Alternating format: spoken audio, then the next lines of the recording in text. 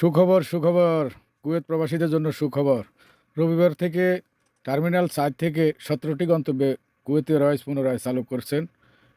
Kuwait Airways রবিবার থেকে Kuwait আন্তর্জাতিক বিমানবন্দর টার্মিনাল 4টি গেট নম্বর 4 থেকে 17টি গন্তব্যে তাদের কার্যক্রম পুনরায় শুরু করার ঘোষণা দিয়েছে। আঞ্চলিক ঘটনাবলী এবং কুয়েতের উপর ইরানি হামলার কারণে 28শে ফেব্রুয়ারি থেকে অস্থায়ী ও সতর্কতামূলক স্থগিতাদেশের পর বৃহস্পতিবার বেসামরিক বিমান চলাচল অধিদপ্তর ডিজিসিএ বিমানবন্দরের আকাশপথ পুনরায় খুলে দেওয়ার সিদ্ধান্ত পরিপ্রেক্ষিতে এই পদক্ষেপ নেওয়া হয়েছে। ভারপ্রাপ্ত CEO Abdul Wahab Al Fatti বলেন, গন্তব্যগুলোর মধ্যে রয়েছে London, Istanbul, Lahore, Dhaka, Bombay, Trivandrum, Chennai, Kochi, Delhi, Manila, Cairo, Riyadh, Jeddah, Colombo, Guangzhou, Beirut এবং দামেস্ক।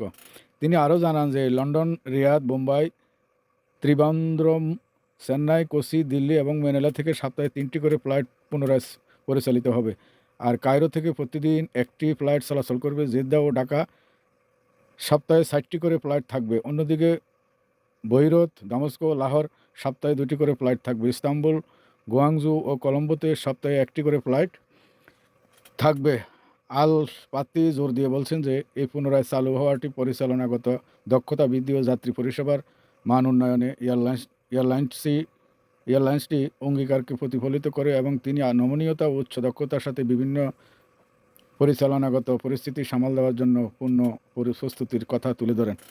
আলহামদুলিল্লাহ, অনেক দিন অনেক আশা আকাঙ্ক্ষার পর কুয়েত স্বাভাবিক হয়ে কুয়েতের আন্তর্জাতিক বিমানবন্দর বিমান চলাচলের যে নির্দেশনাগুলি রবিবার থেকে 2টি এয়ারলাইন্সে চালু হবে, আল জাজিরা এবং কুয়েত এয়ারওয়েজ ইতিমধ্যে ঘোষণা দিয়েছেন।